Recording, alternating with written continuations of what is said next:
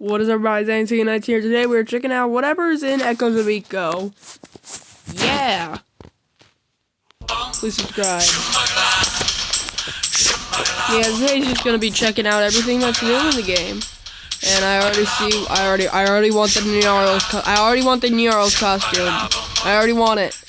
Got Kana, Pluck Bill, and our Ethereal Workshop monsters. And all this cool stuff. Epic Vivane. So I'm probably not gonna get any of them, but yes, I know. Well, there they are. Got Xert and Pentumbra. We'll come back to them soon. Meanwhile, with this big arrow guiding me to the world of the higher plane. Yeah. And here we are. Happy days. Yeah, I don't even know. And hey, we're here. I already have it up. Yep. And I also have a rare vein. So, let us go to our monsters. Vein, all this stuff. Fantastic. Teddy berry trim. Look at it. I want it. I'm getting it. You can't stop me. And yeah, I'm gonna do it on Bone Island. Before we do anything, I'll check the new things here. Yep, there's that. Epic Vivane. Workshop Wave 4. Yeah. Because I like those costumes. I like the Flummox one. Decoration. Or Pluck Bill. And a lot of sales. All the regular good time sales. So we're just probably just gonna go through and mostly read bios and get decoration. Let me just do that now. Go to decoration. We got our plentiful planter. There's a miniature version of the germination station from Grapefruit Grove, where trees of all types were cared for and cultivated based on the purple and white leaves. They're currently a polycule sapling in the planter, or it could be a bazoon tree. Honestly, it's hard to tell at this stage. And the golden simian. It was a native dimension. Grapefruit Grove was tended by a troop of adorable baby monkeys who lived in the main tree, which they called the Monkey Mansion. These monkeys were responsible for the splicing that gave rise to so many fruit varieties, and the golden simian depicted on this fountain decoration was one such monkey. Let's go further down. The quaint outhouse. All that fertilizer for the plant life of Echoes of Eco has come from somewhere, and the bovine pegacorn is more than happy to oblige. Curiously, the outhouse resembles Amber Island's crucible. There's even a shape carved in the door of each, although their purposes vary drastically, as do the smells emanating from them. So they just confirmed that it is basically a toilet. There's our grapefruit tree. The eponymous tree of Grapefruit Grove looks a little different depending on what dimension it's grown in, but an effort has been made to capture the spirit of the original with a carving bearing of a jubilant face. The flavor of the fruit that this tree bears rivals that of any in the monster world. We even got the star with the butt. I'm happy now. Let's go get some costumes. Yippee! Start with Gnarls. I want that Gnarls costume. I'm getting that Gnarls costume. Can't stop. Teddy bear trip. Let's go. We got it. Yes, sir. You can't stop me. And I'm happy now. Okay, now. Hallaberry. Yes. I don't know a place where I have an enemy nor a Flummox, so beautiful. So we're looking with this. What else is there? Rare Pluck Bill, right?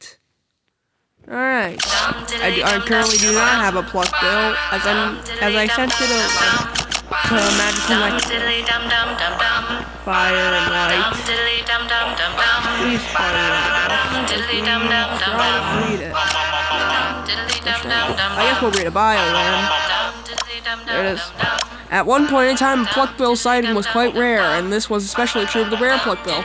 Migrations of the phosphoral titan were more aimless back then and less directed by the aurora monstralis, the start of which pluckbills needs to craft their strings. Rare pluckbills have an additional adaptation. To give strings their signature saffron color, they must mix a special residue from the titan's nodule that is only harvestable with long-term exposure to the aurora's violet ray. After becoming aware of this vulnerability to environmental change, Phosphor disciplined itself to follow the aurora closely and focused on the conservation of White Island's native species.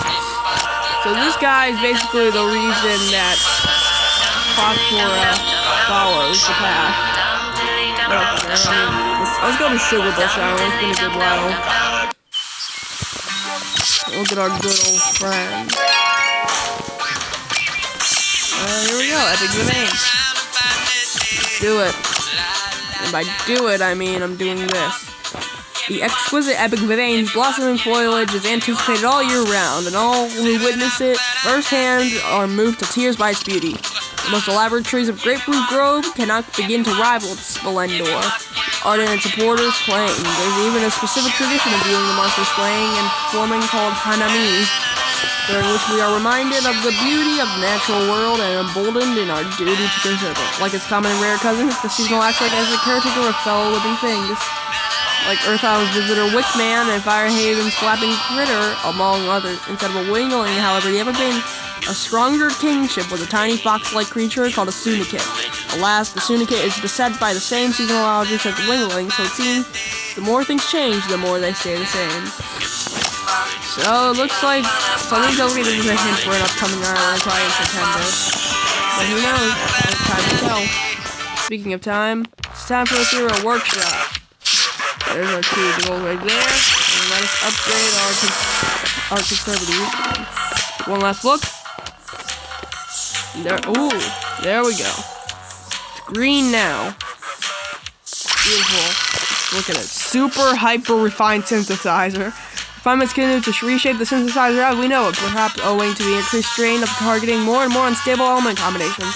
The synthesizer now has a protective door across the main aperture to protect from radiation. The bulb up top has further expanded its eyes to accommodate the mysterious organism within, and a warmer, more vital color is beginning to seep outwards into the crisscrossing stems on the structure's exterior.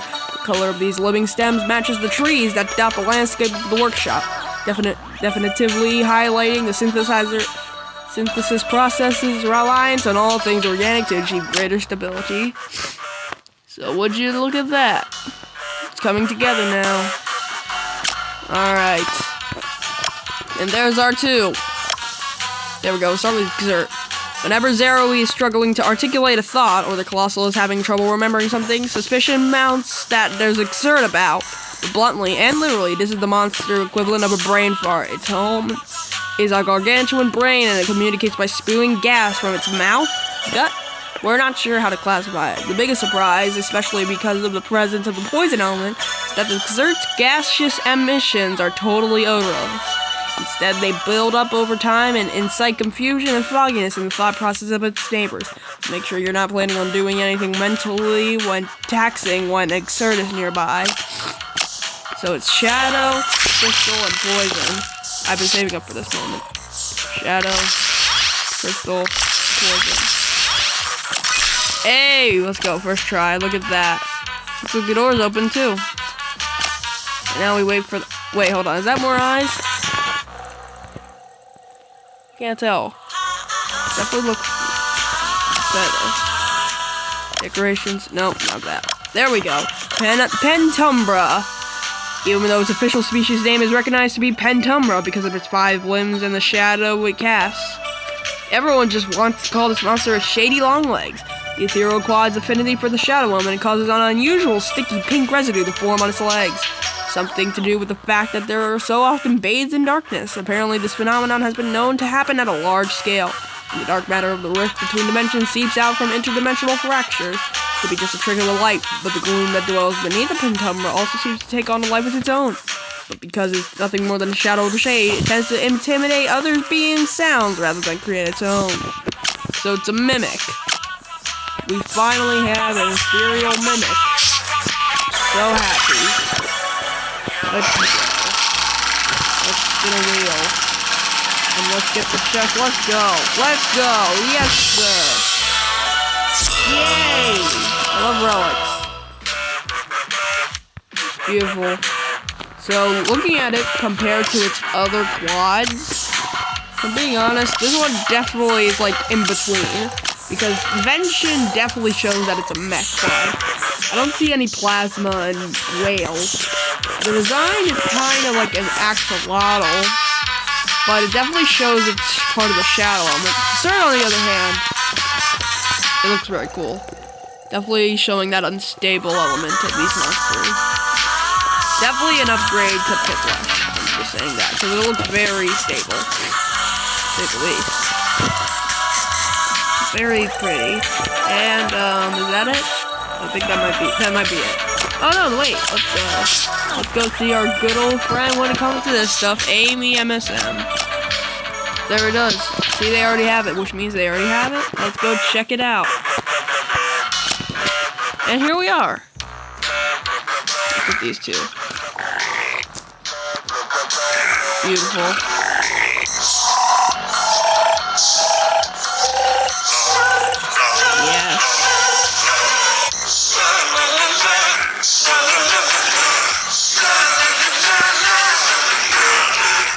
That is yeah, that's definitely a mimic. Sure. Oh. Beautiful. You can definitely hear Geode.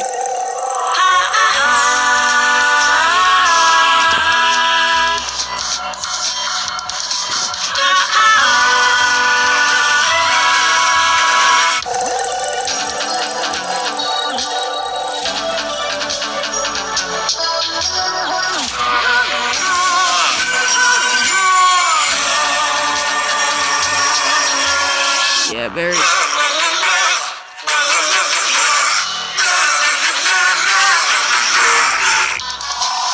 beautiful. These are very beautiful sightings.